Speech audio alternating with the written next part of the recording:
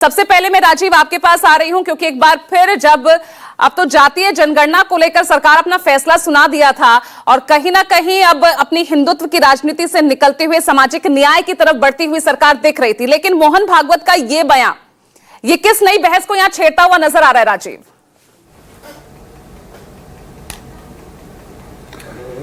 देखिए पूजा, सबसे पहले अगर आप संघ प्रमुख की बात कहते हैं तो आरएसएस की आइडियोलॉजी ऐसी कोई बात नहीं कही है मोहन भागवत ने।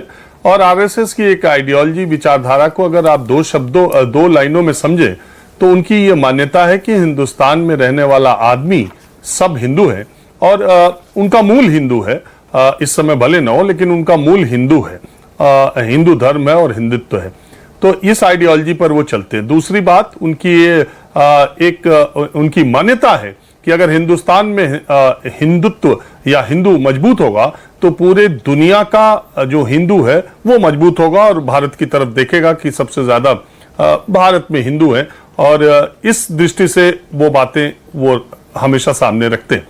जहां तक आप हिंदुत्व और या हिंदू और जातिगत जनगणना की बात है तो मैंने पहले भी जब जातिगत जनगणना कराने का फैसला मोदी सरकार ने किया था तब भी मैंने आपके इस शो में कहा था कि आपको क्या लगता है कि जातिगत जनगणना अगर फैसला किया है और संघ प्रमुख और प्रधानमंत्री नरेंद्र मोदी के बीच एक लंबी बातचीत के बाद, आपको याद होगा उसके बाद कैबिनेट की बैठक में ये फैसला किया और ये फैसला सामने आया कि मोदी सरकार या एनडीए सरकार जातिगत जनगणना कराने पर तैयार हो गई है और वो कराएगी। तो क्या आपको ऐसा लगता है कि संघ ने या भारतीय जनता पार्टी को अगर ये एहसास कहीं से भी हो कि जातिगत जनगणना कराने से उनका जो एजेंडा है, उनका जो सिद्धांत है जिस पर वो आगे बढ़ना चाहते हैं उस पर कुठाराघात होगा, उसके बावजूद उन्होंने ये फैसला किया है?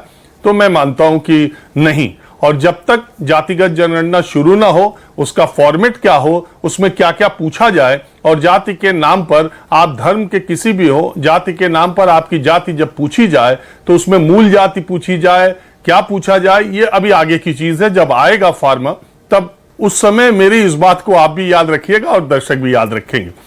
तो मूल बात यह है, जातिगत जनगणना कराने का फैसला, देखिए जाति देश की सच्चाई है और हिंदू जातियों में बटा हुआ ये भी एक सच्चाई है, लेकिन आरएसएस की आइडियोलॉजी में वो सारा हिंदू एक है। जब जनगणना होगी तो धर्म आपका पूछा जाएगा और धर्म के बाद जाति पूछी जाएगी। आरएसएस की आइडियोलॉजी ये है कि धर्म ऊपर है, जाति नीचे है।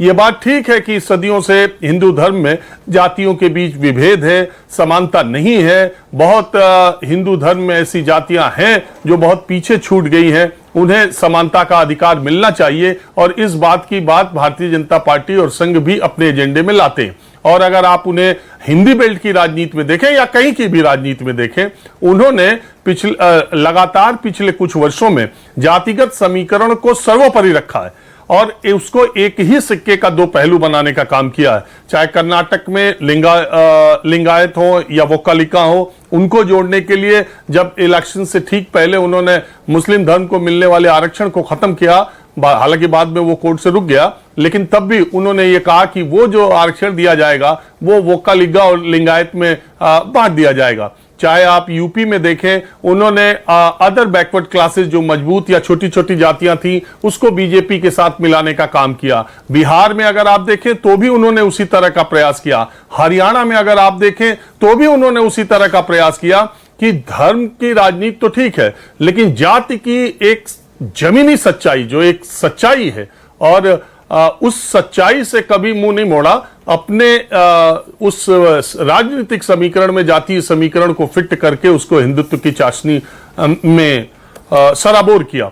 तो ये उनकी आइडियोलॉजी का हिस्सा है और मुझे नहीं लगता कि उन्होंने कोई नई बात कही है। और जातिगत जनगणना अगर कराई जाएगी तो तब भी इस देश की 80% जनता को जाति धर्म के सामने हिंदू लिखना होगा।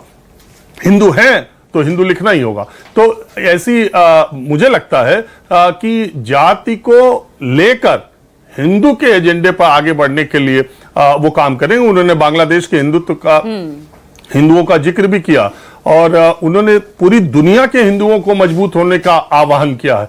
ये उनकी आइडियोलॉजी का हिस्सा है। और इस देश में मैं यही बात कहूंगा तो सुनने वाले भी और आप भी बार बार कहेंगे कि हजारों बार मैं एक ही बात कहता हूं कि हिंदुस्तान की राजनीति के अगर वो एक सिक्का है तो उसके दो पहलू हैं, एक है धर्म, दूसरा है जाति। जो लोग जातिगत जनगणना के बहुत पुरजोर वकालत करते हैं वो ये मानते हैं कि ठीक है धर्म तो हिंदू है, लेकिन हिंदू धर्म के बीच में ही इतना विभेद है और उसमें एक वर्ग विशेष का इतना आधिपत्य है कि वो जो असमानता है जब तक वो खत्म नहीं हो जाती, जातीय असमानता धर्म की असमानता से या समानता से या धर्म से ज्यादा बड़ा मुद्दा है। और इसलिए वो जातिगत जनगणना की मांग करते रहे थे।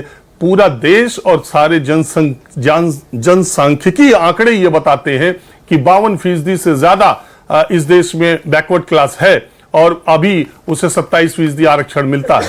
तो इसलिए ये सारी चीजें आगे जाएंगी जातिगत जनगणना आने के बाद।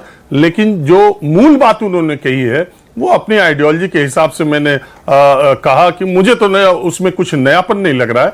और अगर उसे जातिगत जनगणना उनके बयान के कोई विरोधाभास में है ऐसा भी मुझे नहीं लगता। ठीक है।